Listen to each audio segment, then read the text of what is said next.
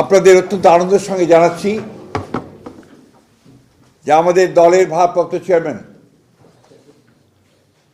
আমাদের কোটি কোটি মানুষের সবচেয়ে প্রিয় মানুষ, যিনি দীর্ঘ প্রায় 18 বছর ধরে নির্বাসিত অবস্থায় রয়েছেন বিদেশে এবং বিগত প্রায় 1 যুগ ধরে তিনি গণতান্ত্রিক আন্দোলনকে নেতৃত্ব দিয়েছেন এবং আমাদের দলকে নেতৃত্ব দিয়েছেন এবং আমাদের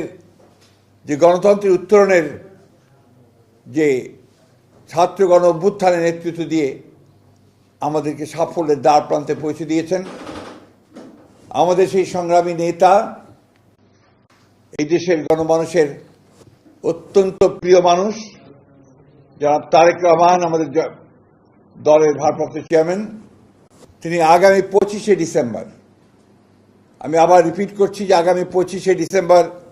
তিনি ঢাকার মাটিতে আমাদের মাঝে এসে পৌঁছবেন। আমরা আমাদের দলের পক্ষ থেকে, সকলের পক্ষ থেকে আমরা তার এই